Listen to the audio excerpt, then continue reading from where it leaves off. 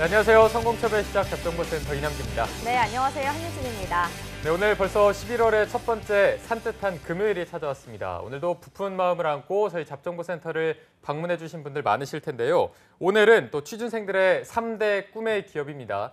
삼성, 현대, CJ 이거를 저희가 지난주에 어벤져스에서 다뤘었는데 네. 워낙 양이 많다 보니까 오늘 이번 주도 다시 다뤄보기 위해서 어벤져스 팀을 다시 한번 소환해봤습니다. 오늘 기대하셔도 좋을 것 같습니다. 네, 그리고 또 이어서 2부에서는요. 여러분들의 힐링을 책임지고 있는 문화생활 코너죠. 영화 직업을 만나다도 준비되어 있는데요. 따끈따끈한 영화로 여러분들을 찾아뵙는다고 합니다. 오늘 금요일인데 주말을 즐기기에 죄책감도 들고 마음도 헛헛하시다면 저희와 함께 방송 보시면서 위로 받으셨으면 좋겠습니다. 네, 또 저희 잡정보센터가 여러분들의 본격적으로 이제 죄책감을 덜어주는 방송이기 때문에 오늘 보면서 죄책감 마구마구 덜어내시면 될 것 같습니다. 자, 그러면 오늘 금요일 잡정보센터 지금 바로 출발합니다.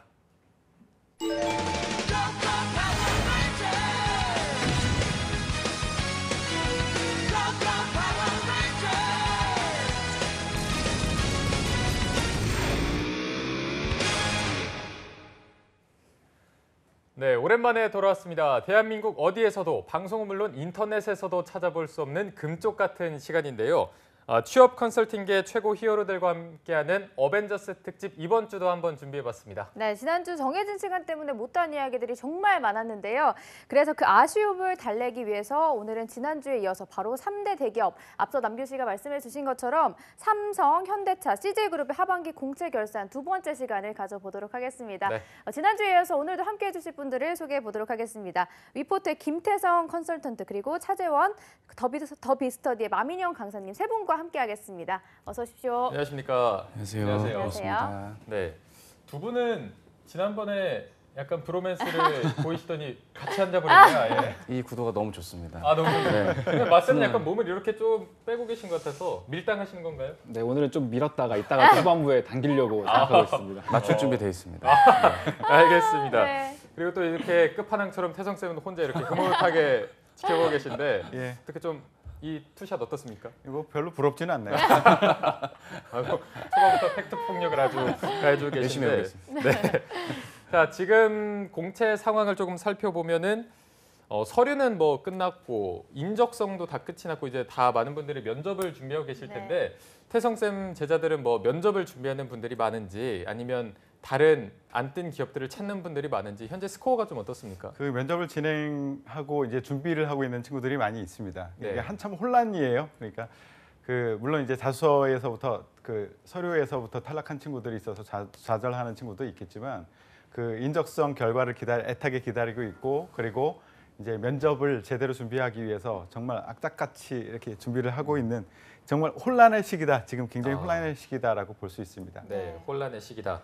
차 코치님의 제자들도 어떻게 좀 혼란을 겪고 있습니까? 그렇죠. 뭐 전국 누구나 혼란을 겪고 있는 상황이라 잘된 분은 잘된 분대로 혼란을 겪고 있고 또 안 좋게 된 분들은 조금 안 좋게 또 다른 회사에 대한 지원을 이어가고 있어서 저희 방송의 역할도 크니까요. 저희 방송 계속 잘 시청하신다면 또 뭐 좋은 결과가 있지 않을까 싶고요. 참고로 재학생분들은 삼성 G사트 성적을 전후로 좀 약간 분위기가 좀 극명하게 갈리는 건 확실히 있는 것 같습니다. 그 이전까지는 좀 많은 탈락이 있던 분들이 뭐 삼성그룹 특정 계열사 면접을 앞둬서 갑자기 분위기가 좀 좋아지고 하는 약간 일희일비하는 경향들도 있는데요. 그럴 때일수록 좀 더 항상성을 가지고 좀 꾸준히 지속해서 노력을 해주시는 게 좀 좋지 않을까 싶습니다. 네. 그럼 또 마지막으로 마쌤의 제자들 분위기는 좀 어떠신지? 그죠, 이제 많이 된 친구들은 막 좋아하고 있는데 오히려 그런 친구들은 좀 아직까지 끝날 때까지 끝난 게 아니니까 조금 더 열심히 잘 준비를 하자라고 이야기를 하고 있고요. 조금 상대적으로 서류가 덜 통과된 친구들은 여전히 그래도 알짜 기업들이 많이 공고가 뜨고 있기 때문에 네. 조금 끝까지 더 열심히 힘을 내보자라고 이렇게 격려하고 있고 이런 식으로 좀 그 상황에 맞춰서 좀 멘탈 관리도 좀 해주는 편인 것 같습니다. 네. 네, 알겠습니다. 자, 그럼 본격적으로 지난주에 이어서 3대 대기업 삼성, 현대차, CJ그룹의 하반기 공채를 짚어보도록 하겠습니다. 네. 먼저 이번 주요 그룹의 채용 규모에 대해서 쌤들이 어떻게 생각하시는지 궁금한데 전년도에 비해서 전반적인 채용 분위기는 어땠는지 먼저 차 코치님이 말씀해 주시죠. 저군요. 네. 일단은 뭐 그룹사마다의 특징들이 있는데 기본적으로 규모가 워낙 많기 때문에 뭐 인원이 줄었네 늘었네에 대한 느낌을 받기는 좀 발견하기 어려운 점은 사실입니다. 하지만 삼성그룹은 전통적으로 삼성전자를 중심으로 한 채용이 주를 이루고 있다는 측면, 그리고 현차그룹 같은 경우는 하반기에 전체 6천 명을 채용한다고는 하지만 현대차의 경우는 예년보다 확실히 적은 인원으로 뭐 약간 추측컨대 150에서 180명 정도의 채용을 예상한다고 하고 있고 부족한 부분은 상시 채용을 통해서 간헐적으로 좀 채용이 이루어지는 게 특징이라 할 수 있겠습니다. 그리고 CJ그룹은 원래 그룹사 자체가 필요로 하는 현업의 니즈만큼 인원을 뽑는 회사인지라 550명 정도에서 8개 계열사 채용이 있는데요. 문제는 그게 우리 구직자분들 입장에서는 우리한테 이렇게 알려지고 친숙한 기업인데 왜 이렇게 적게 뽑을까라고 좀 속상하게 생각하실 수도 있습니다. 하지만 회사 입장에서는 최대한 많은 기회를 부여하기 위한 채용과 규모를 좀 확인을 한 것이기 때문에 이럴 때일수록 좀 더 집중해서 본인이 가능할 수 있는 영역에 대해서 좀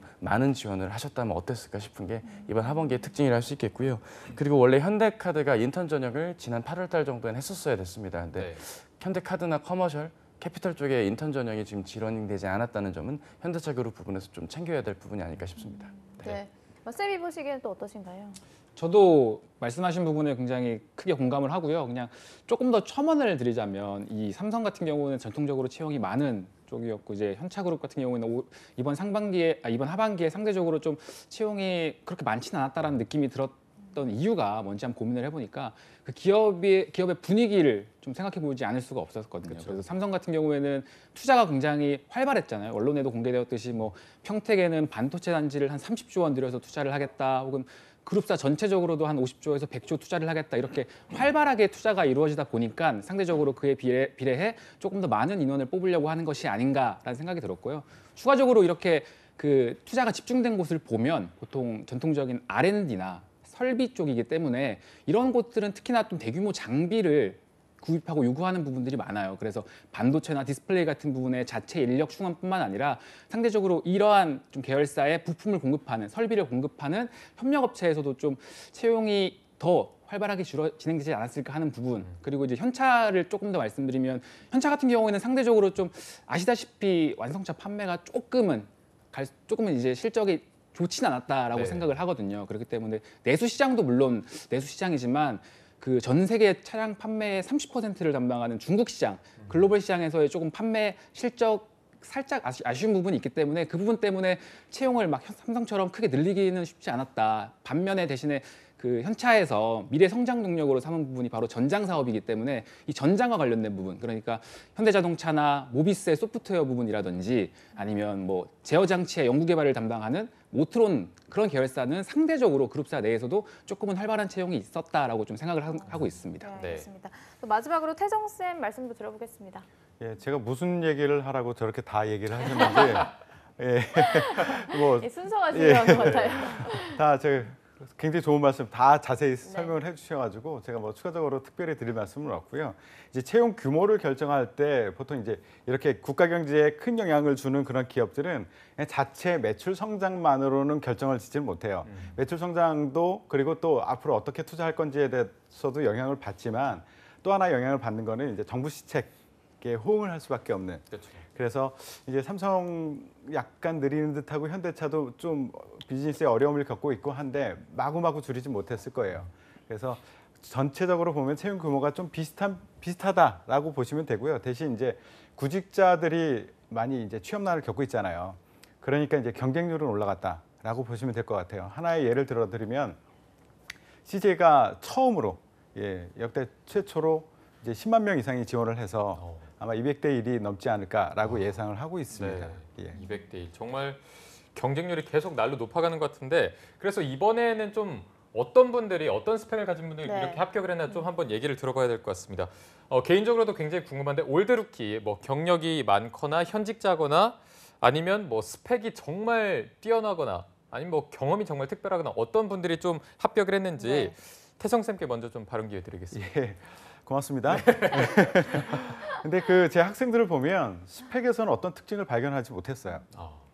그동안 이제 합격자들을 보면서 보통 어느 정도 스펙이 합격에 유리할까라는 것을 어떤 의미를 찾아내려고 노력을 했었는데 이번에는 찾아내기가 쉽지 않더라고요. 그러니까 스펙을 그만큼 덜 중요하게 봤다라는 게 느껴졌었고요. 그리고 이제 고스펙만 가지고 있는 친구들은 대부분 탈락했어요. 예. 그리고 이제 우선순위를 굳이 따지자면은 관련된 그 회사와 지원 직무 여기하고 관련된 어떤 관련 경험들이 있는 친구들. 그러니까 꼭 그 회사 관련된 산업에서 아니면 그 관련된 직무에서 고의를 해봤다는 아니고요. 다른 영역에서라도 비슷한 그 직무 역량에서 필요로 하다는 그 직무에서 필요로 하다는 그 역량을 보여줄 수 있는 그 경험을 했던 친구들, 이런 친구들이 많이 붙었더라고요. 그래서 스펙은 잘 모르겠어요. 그 올드루키 부분 좀 어떻게 보시나요? 올드루키들은 예년하고 비슷했던 것 같아요. 근데 의외로 많았어요. 제 네. 학생 기준을 가지고 이제 일반화시키기는 좀 어렵지만 제 학생 중에는 지금 재직 중인 친구, 그리고 막 퇴직하고 다시 지원하는 친구가 거의 한 4분의 1 정도가 됐었어요. 그래가지고 재직 중인 친구는 제가 모의 면접을 하는 동안에 계속 몰래 나왔나 봐요. 계속 죄송합니다 하고서 전화 받고 오고 하더라고요. 예, 상당히 많다라고 말씀드립니다. 네, 알겠습니다. 그리고 마쌤도 이번 하반기에 합격자 특징을 좀 정리하신 게 있으시다면 알려주실까요? 저는 두 가지를 정리를 해봤습니다. 첫 번째는 지원을 했다.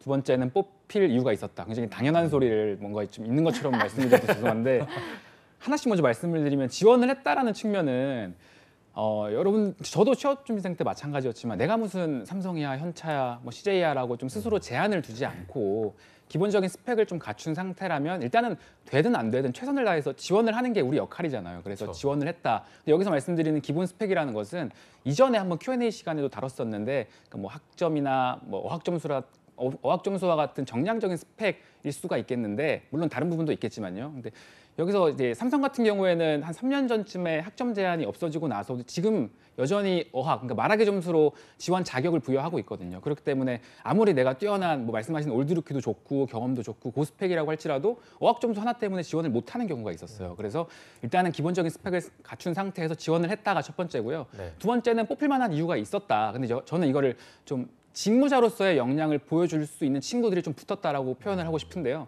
그러니까 태어날 때부터 나는 현대, 뭐 삼성, 뭐 CJ라고 외치면서 태어나는 분들은 진짜 극소수 외에는 거의 없을 거라고 생각을 합니다. 그렇기 때문에 나와 회사의 연결고리를 잡기가 쉽지 않을 거라고, 모든 분들께 마찬가지지만 쉽지 않을 거라고 생각을 하는데 그런 부분에 있어서 내가 왜 회사에 뽑혀야 되는지, 나는 왜 회사에 기여할 수 있는지에 대한 부분을 직무적인 역량, 직무적인 로열티로서 밝혀준 분들이 좀 합격 확률이 높았지 않았나라고 생각을 하고 있습니다. 네.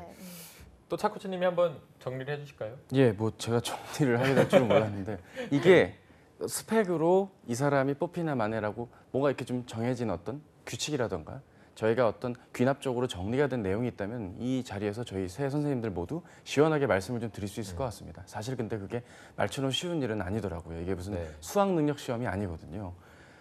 학력이 좋은 분인데도 우수수 떨어지고 좀 학력을 보는 거 아닐까라는 생각을 하게 했던 회사조차 떨어지는 이유에는 본인의 서류에 일방적인 나열을 했다거나 본인의 어떤 자격 정도에 만족해서 적당한 지원을 하는 경우도 있습니다. 또한 반대로 나이가 좀 많지만 유관 경험 하나를 효과적으로 각각의 문항마다 잘 표현을 했다면 그건 또 좋은 성과로 이어질 수도 있었고 서류 통과가 다수가 되는 곳들도 있거든요. 그리고 사기업은 안 되는데 공기업은 많이 되는 친구들도 있고요. 따라서 이 영상을 보시는 분들께 부탁드리고 싶은 부분은 단순히 내가 이 정도 준비, 이 정도 스펙이면 어느 기업 들어가겠지라는 접근보단 다양한 지원 속에서 본인이 지원할 수 있는 우선순위를 좀 두시면서 본인의 최적의 어떤 그 취업 성과를 이루기 위한 노력을 좀 해주셔야 되지 않을까라는 생각을 하게 됩니다. 네, 알겠습니다. 그럼 이번에 하반기 공채에서 자소서 부분도 좀 살펴보도록 하겠습니다. 자소서의 변화들에 대해서 쌤분들은 어떻게 보셨는지도 궁금하고요. 또 일부 기업 같은 경우에는 자소서 항목을 바꾸면서 학생들에게 좀 체감 난이도를 높였다고도 알고 있는데 이 부분에 대해서 어떻게 보시는지 먼저 이번에는 허니보이 말씀에게 기회를 드리겠습니다. 알겠습니다. 일단은 바뀐 부분에 대해서 말씀을 드리면 3사에 대해서 간단하게만 좀 말씀을 드릴게요. 제가 생각하기에 일단 삼성 같은 경우에는 올해 상반기부터 그 특정 계열사에 한해서 4번 항목이 추가가 되었잖아요. 그러니까 직무에 대한 부분에 있어서 디테일함을 좀 요구하고 있다. 그러니까 예를 들면은 기존까지는 작년까지는 우리가 직무에 대해서 무언가 이야기를 하고 싶으면 1번의 지원 동기라든지 3번의 이슈에 대해서 그 직무와 함께 좀 연결지어서 이야기하기 마련이었는데 이번에는 올해부터 4번에 직접적으로 직무를 묻는 디테일이 추가되었다는 부분.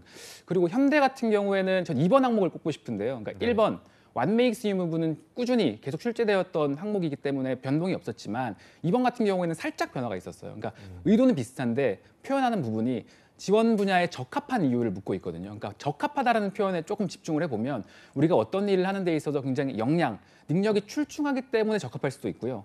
반면에 또 어떤 태도, 자질이 적합하기 때문에 우리 일을 잘할 수 있다고 말할 수 있는 거니까 굉장히 다양하게 우리가 해석할 수 있는 여지가 있어서 이 적합하다는 표현을 조금 제가 집중해서 봤고요. 마지막으로 CJ그룹 같은 경우에는 사업 부문도 굉장히 요번 지난해에 이어서 올해도 사업 부분이 다각화되어 있다는 부분이라든지 아니면 기업에서 고민하는 부분을 굉장히 자기소개서 항목에 좀 녹여내었다라는 생각이 좀 들었는데요. 대표적으로 제일제당 3번 항목, 글로벌 역량을 묻는 그런 항목들을 봤을 때 되게 이제 기업이 고민하는 부분, 그리고 지원자는 우리가 고민하는 부분을 어떻게 생각하는지 한번 알고 싶다라는 느낌을 좀 받을 수가 있었습니다. 네, 알겠습니다. 그리고 태성 쌤도 어떻게 보셨는지 알려주시죠. 그 전체적인 방향을 보면 셀프 스크린을 강화하겠다라는 의지가 보이는 것 같아요.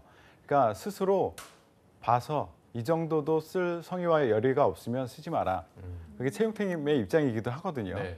그러니까 그 지나가면서 이렇게 던져놓고 걸리는 데 가서 면접 보고 우리가 속아서 회사에서 뽑고 이러고 싶지 않은 거죠. 네. 그러니까 이게 이렇게 던져놓고 이게 쓰기 어려워? 그러면 쓰지 마.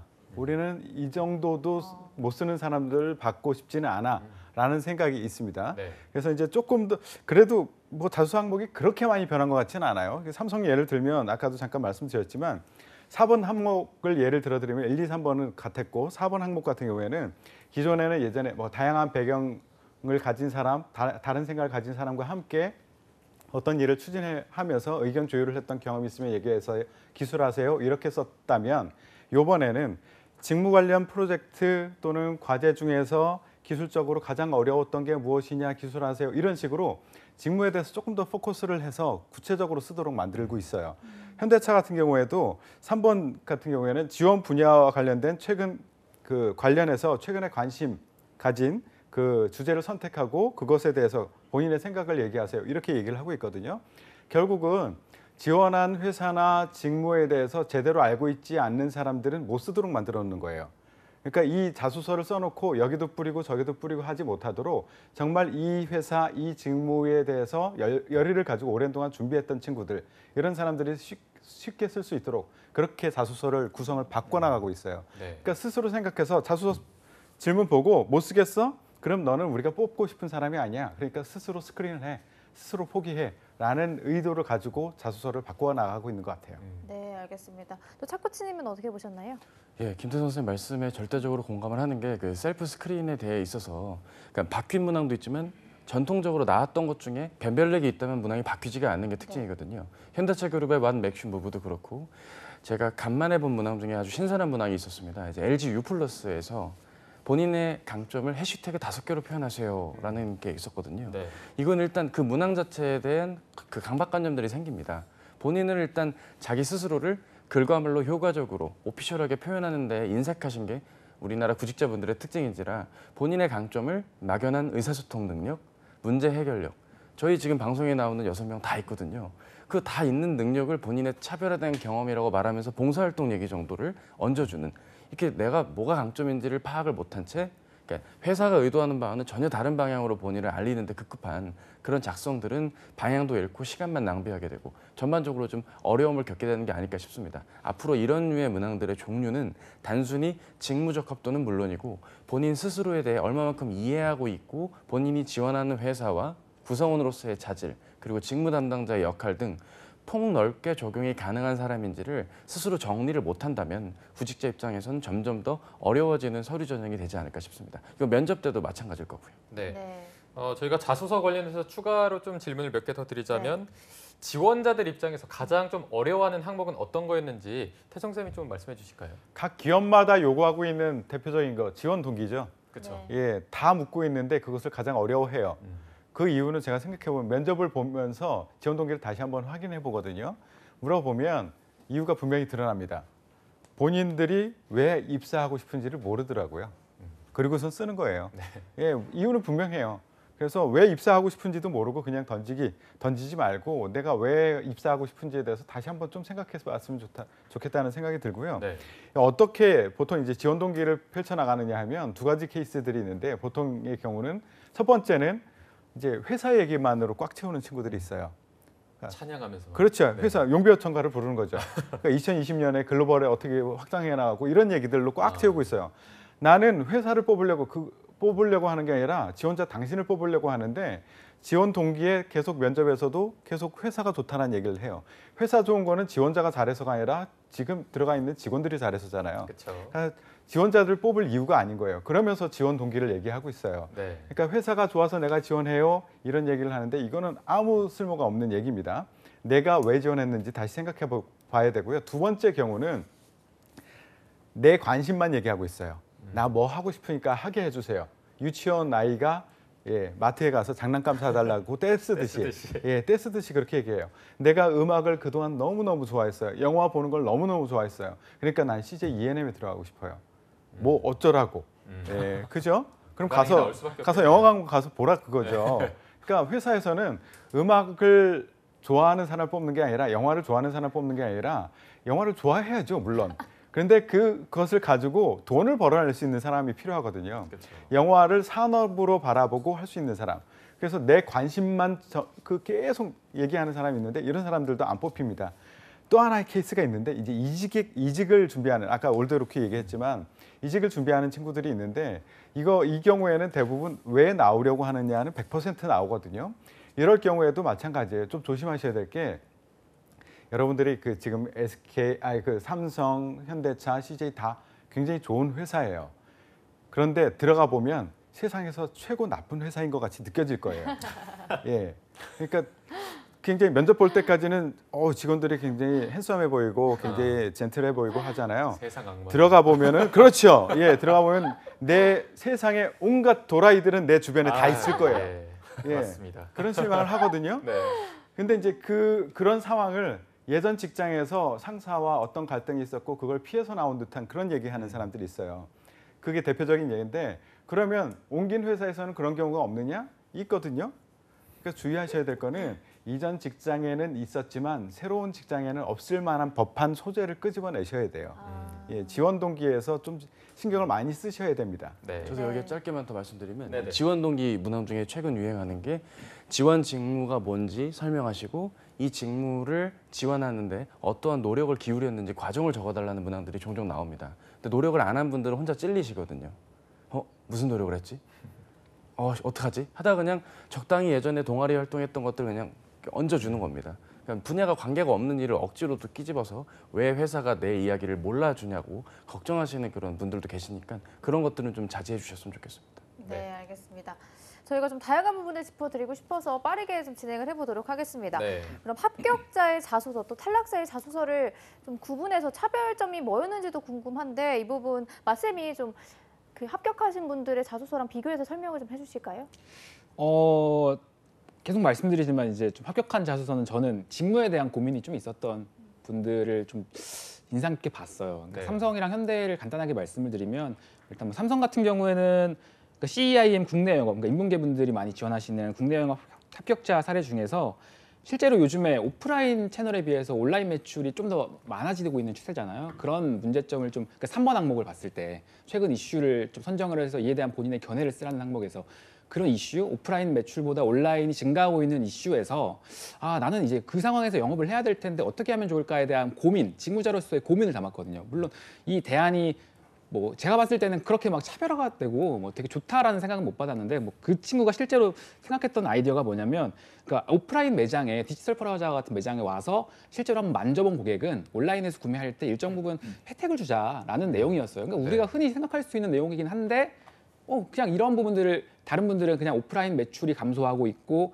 온라인 매출이 증가하고 있습니다라고만 끊었을 때 이 친구 같은 경우에는 자신의 직무까지 그 바운더리 안으로 끌어들여와서 해당 이슈를 설명했던 거죠. 현차도 마찬가지입니다. 이 영업 서비스를 지원을 할 때 단순히 지금 이슈만 3번에서 이슈만 제시한 게 아니라 지금 우리가 당면하고 있는 이슈 중에 가치 소비라는 이슈를 또 갖고 왔더라고요. 가치 소비. 그래서 뭐 이것도 마찬가지로 되게 탁월한 그런 대안은 아니었어요. 직무자로서 영업 서비스를 하는 데 있어서 차량을 판매해야 되는데 뭐 친환경 가치를 중시하는 고객한테는 수소차를 권유하겠다. 아니면 뭐 굉장히 좀 실속형을 중시하는 사람은 뭐 옵션을 이게 될지 모르겠는데 과감하게 전부 제외한 차를 뭐 권유하겠다라고 하는데 물론 이제 면접에서 검증이 되겠지만 이렇게 자신의 그 이슈를 지원 직무로 끌어들여와서 이야기한 친구들이 조금 더 합격 확률이 높지 않았을까라는 부분을 좀 주목했었습니다. 네, 알겠습니다. 자소서는 여기서 좀 마무리해 보고요. 바로 인적성으로 좀 넘어가 보도록 하겠습니다. 이번에 기업별 인적성 경향은 어땠는지 차 코치님이 좀 정리를 해주실까요? 예, 일단은 제가 나왔던 곳이 CJ니까 CJ부터 말씀을 드리자면 시중에 나와 있는 문제집 회사들이 사정이 어려워질 수도 있을 것 같습니다. 그 업체들의 문제집의 영역을 넘어선 난이도가 나왔다는 것, 그리고 좀 어려웠다는 말인가요? 예, 상대적으로 난이도는 문제집 레벨들보다는 조금 올라갔다는 게 지금 올라갔다. 기본적인 네. 제 주변 학생들의 특징입니다. 네네. 특히 이제 문제 유형적인 면에서는 기존의 상식적인 면의 파트가 거의 배제된 상황에서 문제들이 출제된다는 특징, 그리고 문제의 이런 이게 어렵다라고 느끼는 이유들은요. 이 구직자분들께서 문제집을 풀 때 문제집의 답안의 그 스킬이라던가 이런 유형의 문제는 이렇게 접근하자라는 접근론 쪽으로 봐야 되는데 문제 내용 자체를 암기해버리거나 불안하니까 그걸 이해하려고 하는 경향들이 있다는 겁니다. 이건 마치 언어 영역에 올해 시인 백석의 시가 나올 거야라는 예상에 백석 시인의 시 100편을 외우는 거랑 다를 바가 없는 겁니다. 문제를 암기하면 안 되고요. 어떤 유형에는 어떻게 접근하는지 접근론과 함께 문제 풀이를 시간 관리를 하면서 하는 스킬이 좀 요구해야 됐던 거 아닐까 싶고요. G사트 같은 경우는 쉬웠다는 분들의 평이 대다수지만 일부 유형과 특정 계열사의 어떤 지원자분들은 좀 어려웠다는 의견들도 있었고요. 노력한 만큼 결과를 보는 게 G사트의 특징이기 때문에 공부하시고 문제집 양을 충분히 양적으로 정량적으로 풀어줬던 분들께는 좋은 결과가 있었으리라 생각이 됩니다. 마지막으로 HMAC 같은 경우는 의외로 힘들었다는 반응들이 대다수인데 힘들었다고 하는 분들은 결과들도 좋았고요. 상대적으로 좀 잘 풀었다고 하는 분들은 좀 결과가 안 좋았습니다.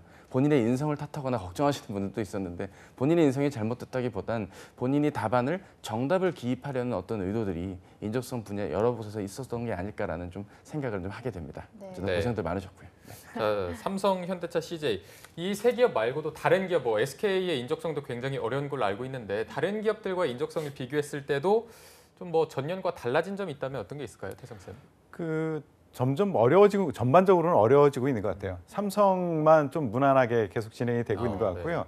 H메트하고 CJ 아까 얘기했듯이 CJ도 대폭 바꾸었고 난이도도 상승시켰고 현대차도 점점 어려워지고 있고 이게 추세입니다. 점점 어려워지고 있다. 그리고 그 배분 그러니까 특히 이제 상식 부분에서는 좀 상식에 대한 내용들은 좀 빼는 추세인 것 같아요. 완전히 빼거나 아니면 다른 문제에 섞어서 같이 하거나 G사 같은 경우에도 그냥 상식 파트를 없애버리고 그냥 언어나 아니면 추리 이런 쪽에다 이렇게 녹여내는 것 같아요. 예, 그래서 공부를 할 수밖에 없어요. 이거는 어쩔 수 없죠. 점점 어려워지고 있으니까요. 새 책 사가지고 또 보세요. 네. 이거는 뭐 항상 정량적인 좀 노력이 들어가야 되는 부분인 것 같습니다. 인적성은. 예, 이거는 뭐 팁 뭐 이런 것도 없고요. 네. 공부할 수밖에 없어요. 네. 기본적인 건 공부를 하셔야 됩니다. 네. 자, 그리고 이어서 바로 합격의 마지막 과목 면접에 대해서도 한번 이야기를 나눠보도록 하겠습니다. 기업별 면접 분위기는 뭐 지금 알 수 있는 부분이 있는지 아니면 작년이랑 비교했을 때 어떻게 좀 유추해 볼 수 있는지 말씀이 좀 얘기해 주실 수 있을까요?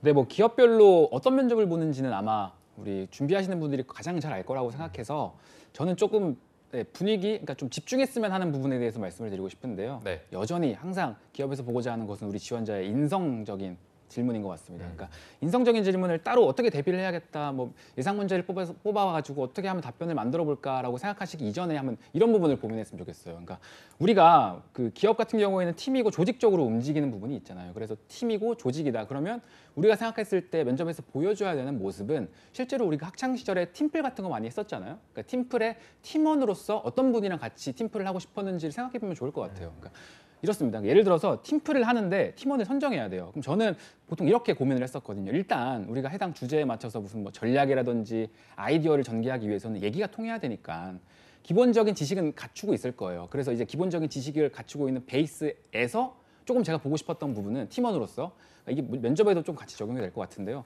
그러니까 배려할 수 있는 팀원인지를 좀 봤던 것 같습니다. 그러니까 배려라는 게 물론 뭐 착하고 순딩순딩 그러니까 그런 이미지도 좋겠지만 팀원으로서 본인의 역할을 얼마나 잘 수행하면서 동시에 우리 같은 팀원들을 챙겨줄 수 있는 사람인지를 좀 보려고 했던 것 같아요. 그러니까 예를 들어서 내가 만약에 PPT를 만드는 사람인데 그럼 PPT 당연히 잘 만들어야겠고 뭐 늦지 않게 업로드 날짜 해줘야 될 거잖아요. 근데 그럼에도 불구하고 다른 뭐 예를 들어서 자료조사하는 팀원들의 좀 일손이 딸린다라든지 조금 더 뭐 사람이 필요한 경우에 내가 먼저 나서서 도와줄 수 있는 사람인지 아니면은 뭐 오늘 끝나고 늦게까지 좀 해야 될 것 같다. 일이 많아서 조금 우리는 더 신경을 써야 될 것 같다라고 했을 때 아 나는 약속이 있어가지고 먼저 가봐야 될 것 같다. 마찬가지거든요. 네. 기업에서 면접 때 이런 걸 물어봐요. 만약에 진짜 뒤에 약속이 있는데 팀장님께서 야근을 조금 지시하셨을 때 어떻게 하시겠는가 이런 것들 이런 식으로 우리가 접근을 해볼 수 있는 거거든요. 그렇기 때문에 우리가 진짜 쉽게 생각해서 어떤 팀원들이랑 같이 일하고 싶을까를 한번 고민해봤으면 좋겠고 이게 바로 이제 우리 팀플 할 때 그 사람들이라고 좀 생각하면 좋을 것 같습니다. 네, 알겠습니다. 자소서도 그렇고 인적성도 그렇고 점점 어려워지고 있고 여기에 면접도 뭐 PT 면접의 중요성이 높아지는 것처럼 모든 영역이 쉽지만은 않은 것 같은데 네. 차 코치님이 보시기에 이제 학생들이 좀 합격에 더 가까워지려면 꼭 유념해야 할 점들이 있다면 어떤 게 있을까요? 뭐 시간 관계상 뭐 많은 말씀 한 1시간 넘게 해도 아쉽지 않을 텐데 두 가지만 간결하게 말씀드리고 싶습니다. 첫 번째는 방금 우리 허니보이 맞선께서 말씀을 주셨듯이 허니보이시죠? 예, 말씀께서 주셨듯이 상황을 묻는 문제들 조직 적합도를 묻는 인성 질문들까지도 모든 문항을 Q&A 형식으로 문장형으로 정리하여 암기하시는 분들이 있습니다. 본인이 모든 면접 상황을 다 헤아려 가면서 안정적인 답변을 하고 싶은 그 구직자분의 마음은 제가 충분히 공감을 합니다. 하지만 대화를 해야 되는 평가의 자리에서 약속된 틀대로 무슨 세트 플레이, 축구로 치면 센터링 올려서 헤딩 넣고 뭐 이런 단순 플레이와 같이 좀 막연한 느낌으로 이 면접을 준비한다면 진짜 본인의 면을 보고 입체적으로 평가를 하려는 이 전형의 취지에는 부합되지 않는다는 점을 말씀을 드리고 싶고요.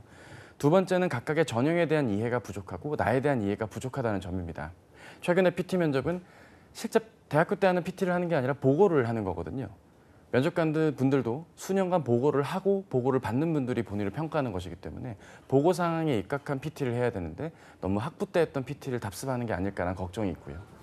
어떤 분들은 내가 내용이 부족하니까 내 답변의 내용을 채우려고 하는 분들이 강한데 억지로 내용을 더 채우기보단 본인이 과연 효과적으로 전달을 할 줄 아는지 비언어적으로 문제는 없는지 등 본인의 또 다른 면의 약점을 좀 생각하는 즉 전형에 대한 이해와 지원자인 나에 대한 이해 이 두 가지 측면에 대한 고민을 좀 해주실 것을 부탁을 드리고 싶습니다. 제 말이 이해가 안 됐다면 그냥 한번 답변 내용 말고도 본인의 단점이 뭔지 한번 생각해 보셨으면 좋겠습니다. 네, 알겠습니다. 자, 지금 시점에서 이제 서류에서 떨어진 분들이 다음 상반기를 준비해야 되는지 아니면 아직 뭐 저희가 항상 끝날 때까지 끝난 게 아니라면서 다른 기업들을 많이 추천해 드리고 있는데 이렇게 어디든 좀 들어가서 올드루키로 다음을 시작하는 게 좋을지 아니면 정말 온전하게 취준생으로서 내년 상반기를 준비하는 게 좋을지 태성쌤은 개인적으로 어떤 걸 좀 추천하시는 편인가요? 일반적인 답변을 드리기 어려울 것 같아요. 이게 개인마다 다르다라는 말씀을 먼저 드리고요. 네. 일반적으로 그 올드루키를 기업에서 선호할 것이다라고 착각하는 경우가 많은데 꼭 그렇지는 않아요. 제가 타 방송사에서 어떤 다큐멘터리를 찍을 때 각 기업의 이제 채용 담당자들이 모여서 얘기를 같이 나눴었는데 올드루키 그렇게 선호하지는 않습니다. 예. 그렇기 때문에 나는 올드루키가 되어서 다시 유리한 입장에서 다시 지원해야지 이렇게 생각하면 안 된다는 거예요.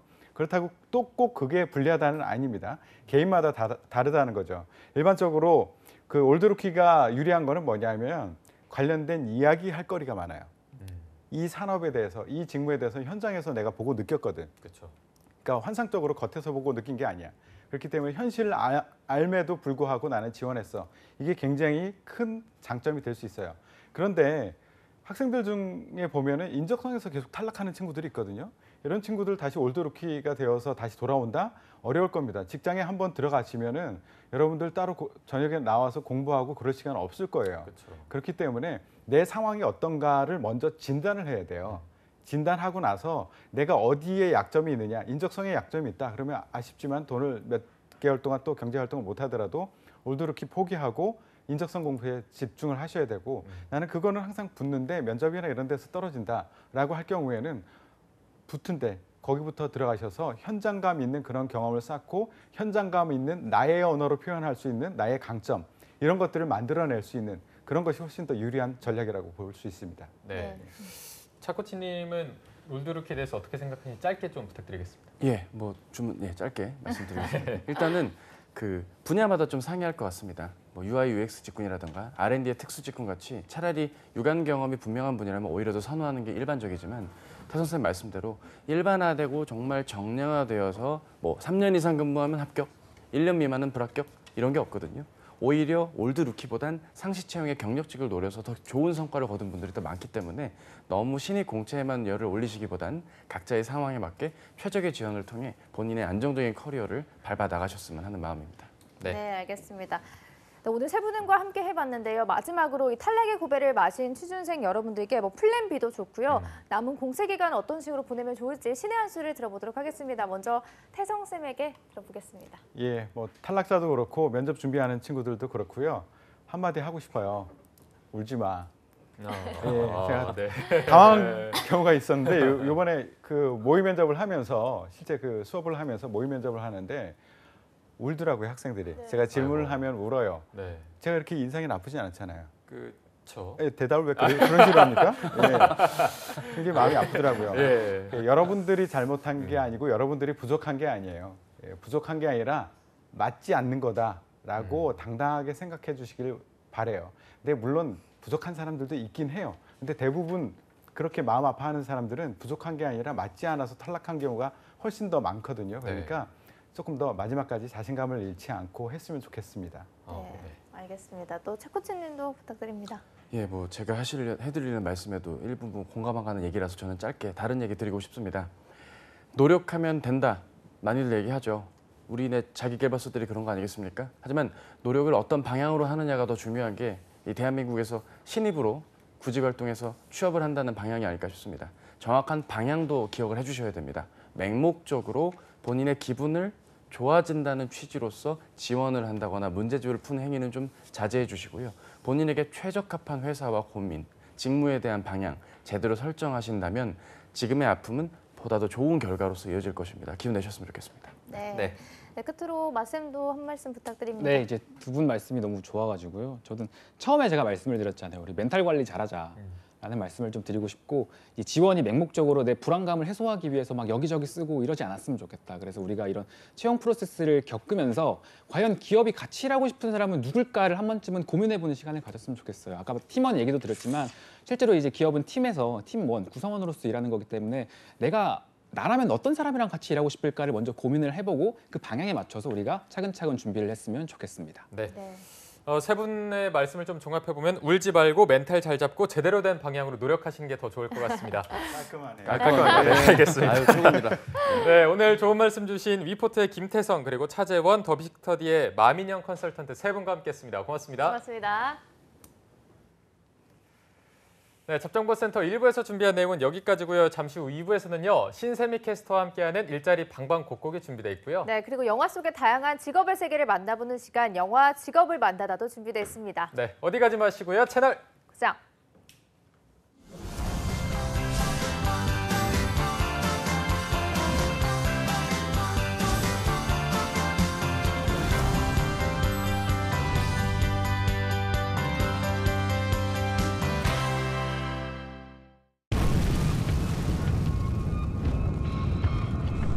불씨를 걷어내면 사람이 보입니다. 화재안전 특별조사. 화재안전 대피훈련입니다. 화재안전 대피훈련에 무관심하지 않으신가요? 무심코한 주차 때문에 소방차 출동에 방해가 되지 않나요? 화재안전, 이대로 괜찮을까요? 그래서 시작합니다. 화재안전 특별조사. 화재로부터 안전한 대한민국을 위해 국민의 눈높이로 보고 국민의 마음으로 확인하겠습니다. 사람이 먼저인 나라, 안전한 대한민국. 화재안전 특별조사가 만들어가겠습니다. 우리가 1년에 사용하는 일회용 컵 약 260억 개. 플라스틱 컵이 분해되는 시간 최소 500년. 지구도 한 번 쓰고 버리실 건가요? 늦지 않았습니다. 일회용품 줄이기, 나부터 시작입니다. 한국 직업 방송을 보면 취업이 보입니다.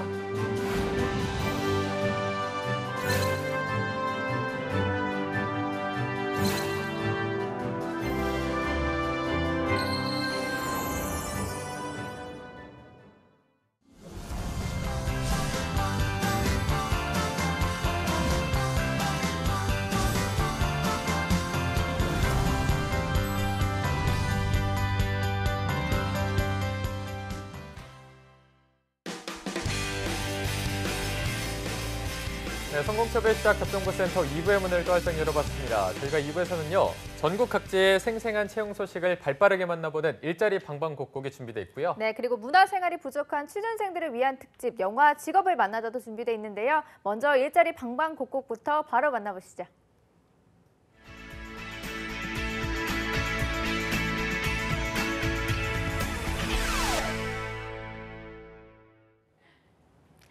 네, 매일매일 전국 각지의 생생한 채용 정보를 알아보는 일자리 방방곡곡. 오늘은 경기도 먼저 연결해 보겠습니다. 이천고용센터의 이혜진 주무관님 안녕하세요. 네, 안녕하세요. 이천고용복지플러스센터 이혜진입니다. 네, 오늘 채용 소식 알려주시죠. 네, 이번 주 소개해드릴 곳은 이천시 설성면 진상미로에 위치한 건축용 단열재 제조업체 SI텍 주식회사입니다. 이번에 제품 출고 업무를 담당할 출고 사무원 1명을 모집합니다. 학력과 경력은 무관하고 문서 작성 등 컴퓨터 활용이 능숙한 자, 차량 소지자, 인근 거주자를 우대합니다. 주 5일 근무로 근무 시간은 오전 8시 30분부터 오후 6시까지이고 급여는 연봉 2,500만 원 이상으로 면접 후 재조정 가능하다고 합니다. 접수 마감은 11월 23일까지로 이력서, 자기소개서를 이메일로 접수한다고 하니 자세한 사항은 워크넷 채용 정보를 확인하시기 바랍니다. 네, 학력과 경력이 모두 무관한 구직권입니다. 관심 있는 구직자 여러분들은 우대사항 잘 체크하셔서 많은 지원 바라겠습니다. 주무관님 바로 다음 소식도 알아보겠습니다. 다음으로 소개해드릴 곳은 이천시 부발중앙로에 위치한 반도체 제조용 기계 제조업체 엠테크노 주식회사입니다. 이번에 기획 마케팅 사무원 1명을 모집합니다. 경력은 무관하나 학력은 초대졸 이상입니다. 영어와 컴퓨터 사용이 능숙한 자와 경력자를 우대합니다. 주 5일 근무로 근무 시간은 오전 8시 30분부터 오후 5시 30분까지이고 급여는 월급 300만 원 이상으로 면접 후 조정한다고 합니다. 접수 마감은 채용실까지로 이력서와 자기소개서를 방문 또는 이메일로 접수한다고 하니 자세한 사항은 워크넷 채용 정보를 확인하시고 지원하시기 바랍니다.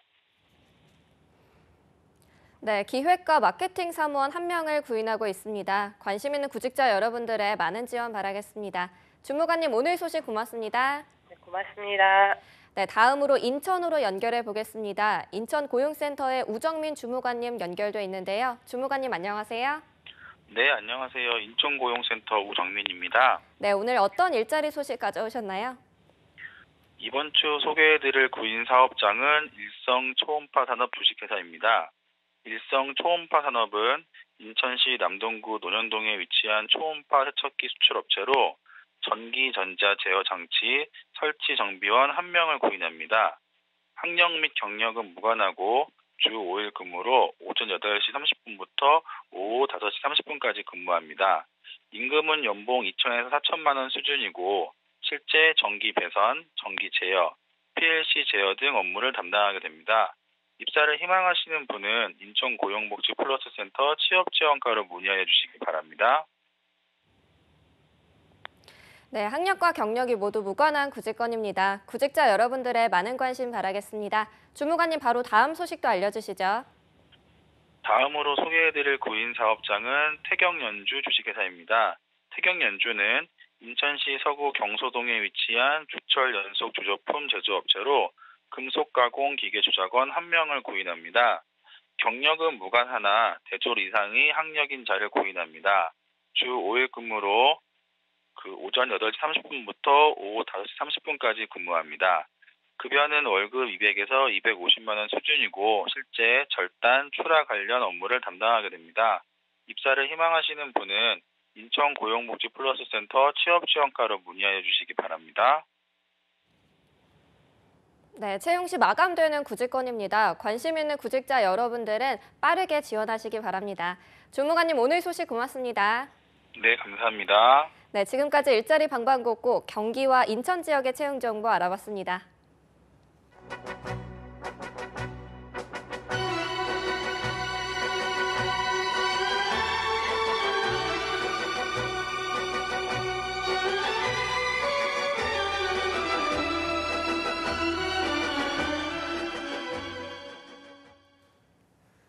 네, 취준생 여러분들의 힐링을 책임지고 있는 잡정보센터 금요 스페셜, 이어서 영화도 감상하고 직업의 세계도 할 수 있는 영화 직업을 만나다 시간입니다. 네, 오늘도 영화를 통해서 직업의 세계를 더 자세하고 깊숙이 안내해 주실 분 함께하겠습니다. 네. 시내 21의 이주영 기자님 자리해 주셨습니다. 기자님 안녕하세요. 안녕하세요.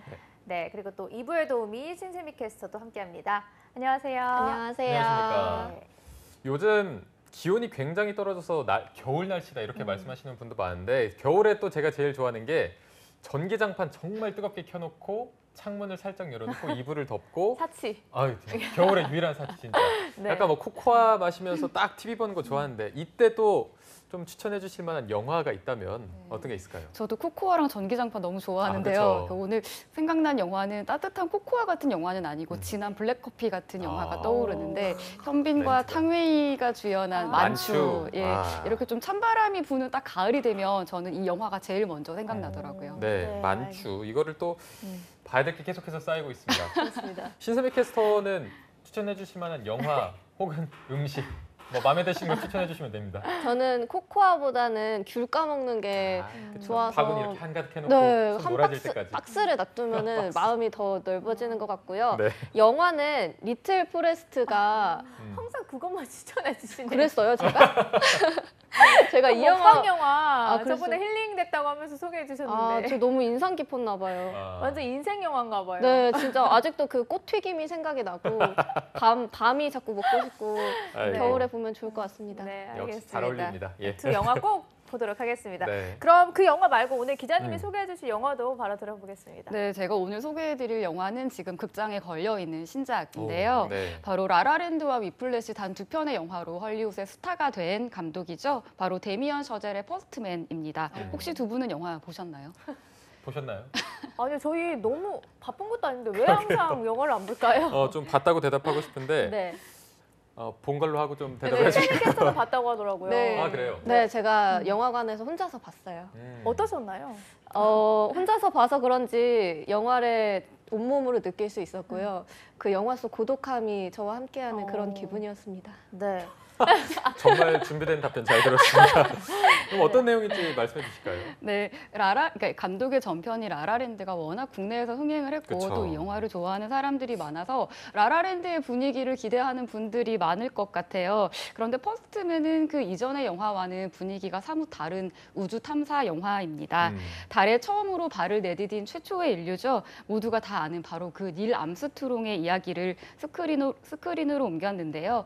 우주 탐사 영화라는 점에서 그래비티나 인터스텔라 같은 영화를 떠올리시고 비교하기도 하시지만 또 그 두 영화와도 퍼스트맨은 좀 다릅니다. 말씀하셨다시피 이 퍼스트맨은 닐 암스트롱이라는 위대한 임무를 수행한 한 고독한 인간에 대해 얘기하는 영화입니다. 네. 이 어떤 뭐 고독한 인간의 모습, 내면 이런 걸 다루는 게 더 좀 어렵지 않을까요? 네, 그런데요.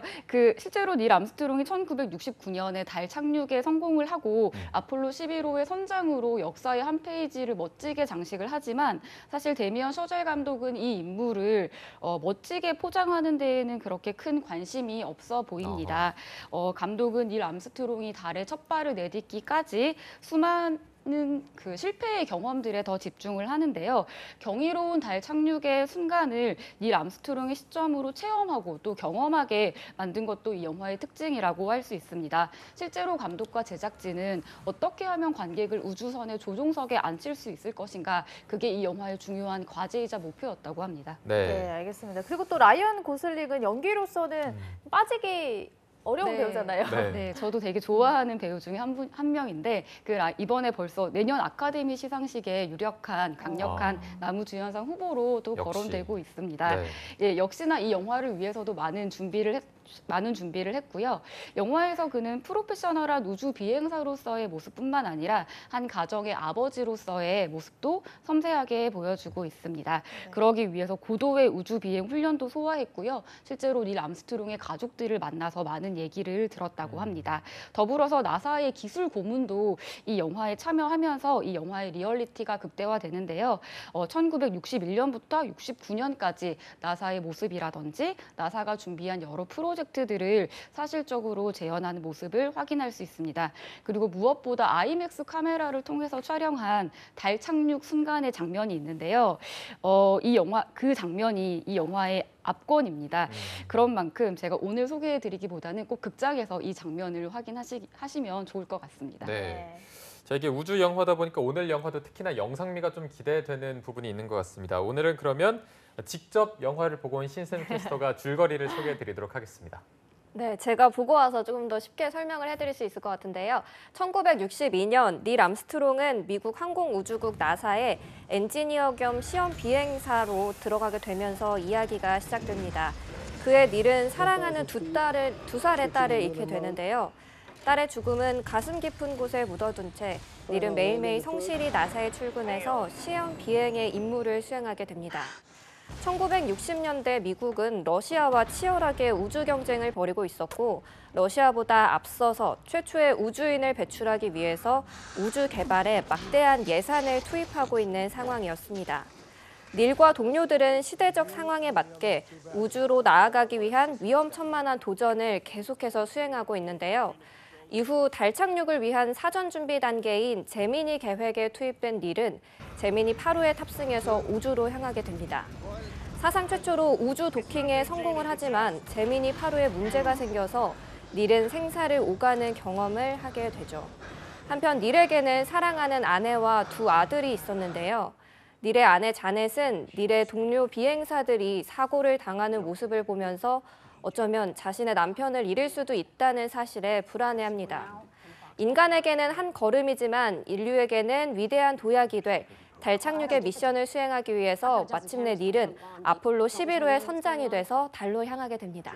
네, 오늘은 정말 맛보기로만 좀 소개해 주신 것 같은데 네. 그럼 저희가 기자님이 선택한 장면과 함께 좀 봐야 될 것 같습니다. 첫 번째 장면 어떤 거죠? 네, 첫 번째는 그 우주 비행 면접을 보는 장면인데요. 얘기를 드렸다시피 딸을 잃은 지 얼마 지나지 않아서 닐은 그 나사의 시험 비행 조종사 면접을 보러 갑니다. 이 면접에 합격하면 나사의 장기 우주 계획 프로그램에 합류할 수 있는 기회를 얻게 되는데요. 면접관들은 닐에게 딸의 죽음이 우주 비행사의 임무 수행에 미칠 영향을 걱정합니다.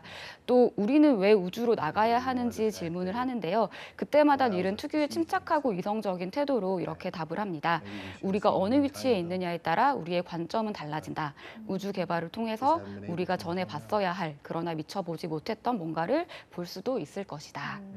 그럼 이 장면을 꼽아주신 이유도 바로 들어보도록 할게요. 네, 이 장면을 통해서 확인할 수 있는 건 닐 암스트롱의 강인한 내면의 한 단면인데요. 네. 최초의 달 착륙 우주 비행사라는 타이틀에 가려져서 우리가 미처 알지 못했고 또 보지 못했던 닐의 개인적 상처 또한 확인할 수 있습니다. 누군가의 아버지이자 남편이기도 한 닐의 모습과 더불어서 우주 비행사로서의 닐의 모습이 교차하는 장면이고요. 닐 암스트롱이 달에 가려 한 이유가 무엇이었는지 또 짐작하게 해주는 장면이기도 합니다. 무엇보다 라이언 고슬링의 절제된 연기 또한 확인할 수 있는 장면이고요. 네. 영웅으로서의 닐이 아니라 어떤 인간으로서의 닐의 모습을 좀 더 집중해서 표현한 것 같은데 굉장히 또 의미 있는 장면인 것 같습니다. 바로 이어서 두 번째 장면도 한번 볼까요? 네, 두 번째로는 닐 암스트롱이 제미니 8호의 선장으로 탑승한 장면입니다. 제미니 8호의 목적은 랑데뷰와 도킹 그리고 우주 유영이었는데요.